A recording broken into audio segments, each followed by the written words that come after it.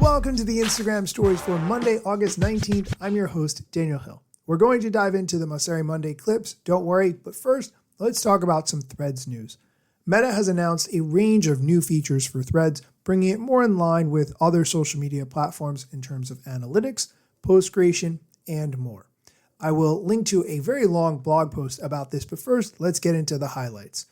Threads analytics are now available, and if you use your desktop or your laptop to access Threads, you can now see a display of key performance metrics for your accounts.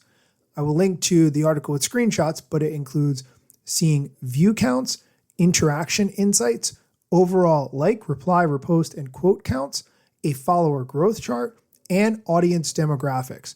So if you want a better feel for how your account and content is performing overall, you're definitely going to want to be familiar with these analytics. Additionally, Threads is rolling out native post scheduling, so you can manage your Threads presence for whatever time you want your posts to be live. There's a quote from Meta: "Content planning helps creators and businesses maintain a consistent online presence. Our new scheduling feature will help with this process by allowing you to create Threads posts and schedule them to publish at a later date and time. You can schedule multiple posts a day, multiple days in advance." End quote.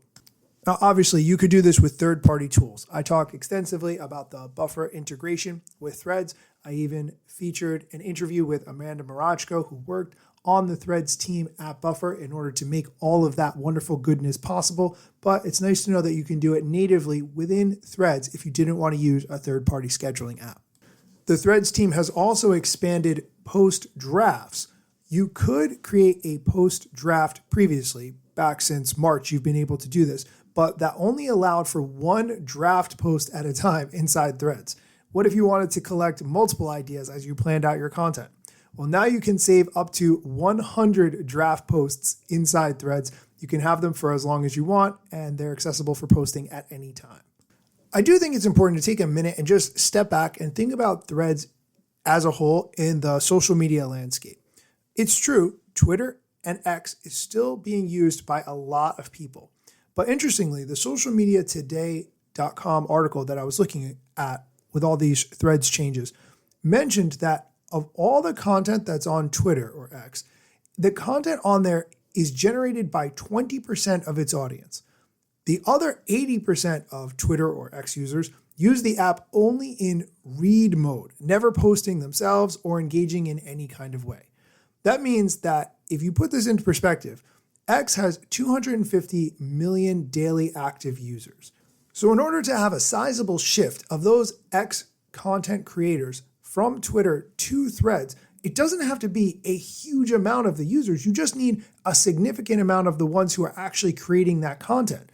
If there are 250 million daily active users on X, Threads only needs to get about 50 million active posters to completely flip the scale. I think that's a really interesting way to think about the differences between the platforms and potentially how easy it is for Threads to reach that tipping point where it becomes more popular. Again, check out links for everything I'm mentioning here in the show notes. Okay, let's quickly jump to the Mosseri Monday questions. And since we're already talking about Threads, let's start with a Threads question. The question: how's Threads doing and when will you consider it a success? Threads is doing really well. It's growing quickly, engagement is growing, it's growing around the world, but there's a long, long way to go. 200 million users is amazing, that's monthly actives, but it'd be great to get bigger than X. It'd be great to one day reach 1 billion users, though that might take years. And in terms of engagement, it's growing really quickly, but there's still a lot more room to improve compared to other major social apps. So we want to be the best place to share ideas that bring people together, and I think we're on a good trajectory, but there's lots of work to do. Okay, let's go on to a question where I do not care about the answer at all. Would love to be able to customize the order of my story highlights. You know what I truly am not interested in? Story highlights. I just don't think that they add much value to things, and I think people update them once every 5 years and then never think about them again. I don't think I've ever clicked on a story highlight, and I certainly don't have them on my own account because I just don't like them. I think that's a good idea. I'm also interested in if there's some sort of way that we can consolidate your grid, which you can curate, and your story highlights, which you can also curate. So maybe there's some way we can allow you to customize all of it. I don't know. I'll talk to the team. Just delete the whole concept of story highlights and let everyone move on with their lives. That's my thought. Okay, we're going to do one more question before we go to a break. It's not a question as much as a statement. Love 20 carousel. Thank you. This person is referring to the fact that Instagram carousels, sometimes called photo dumps, now support up to 20 photos, which in my opinion is still too many. Glad you like it. There's no perfect number here, but I do think limits are useful, and I'm really enjoying having a little bit more room to play with. 10 was a little tight. Okay, we are going to take a quick break. When we come back, we're going to talk about whether or not the Instagram algorithm will change this year. And good news, Instagram is looking into a way to no longer have square photos on the profile grid and instead support portrait photos, which would be much better for everyone. So stick around. Oh, hey, welcome back. One thing that has come out recently is that Instagram is testing a way to have portrait photos in the profile grid. Right now, the profile grid has only square photos. And if you add a cover image to a reel, and that cover image is, for instance, portrait, vertical photo, it will only show the center of the image on your profile grid, which is, honestly, it's a whole mess. It really does need to be updated. The question, can we please keep the square grid? This person has probably worked very hard to curate their profile grid to look a certain way. Maybe they set up carousels or made a large grid of images and they cut them up using a specific app or Photoshop or whatever. And therefore they don't want to change to a different kind of profile grid that would show more of the images. Here's Adam's answer to this question. We are actually testing a vertical grid for those of you who haven't seen it yet for your profile instead of squares. Now, squares are from way back in the day when you could only upload square photos to Instagram. And I know this could be annoying for some of you who really spend a lot of time curating and making sure everything lines up, but I would really like to do better by the content today. And the vast majority of what is uploaded to Instagram today is vertical. It's either 4:3 in a photo or 9:16 in a video. And cropping it down to square is pretty brutal. So I'm hoping we can figure out a way to manage this transition. I actually very much want that change and think it's a fantastic idea. The next question, will there be another algorithm change this year?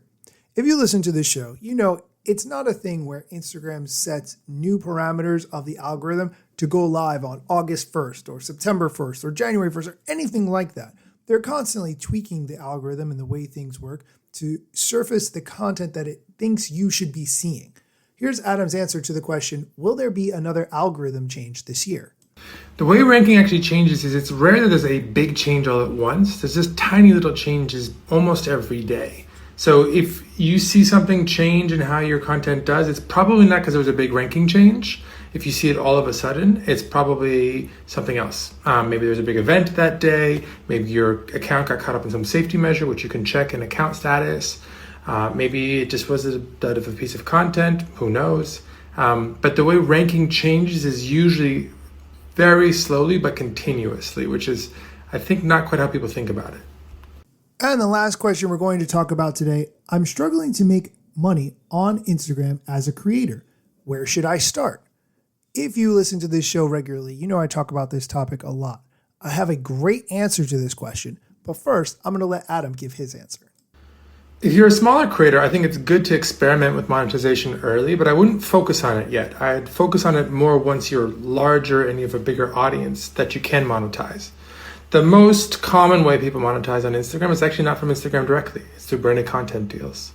So pick a brand that aligns with your values, your identity that you believe in, and you can see if there's opportunities to work with them.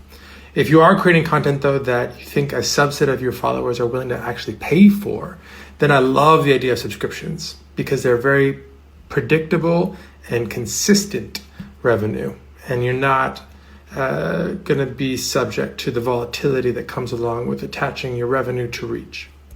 Adam mentioned brand partnerships there, and I think that is absolutely the best way to get started. If you are unfamiliar with the concept, brands are paying you to create content for them. If you're not sure how to get started, I did an interview recently with Kristen Bousquet. She is a creator monetization coach, and she has an anti-pitch strategy of partnering with brands. I will link to this interview in the show notes so that you can listen if you haven't had a chance.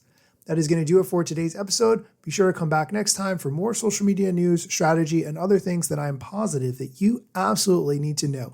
And as always, look for links to everything I mentioned in the show notes.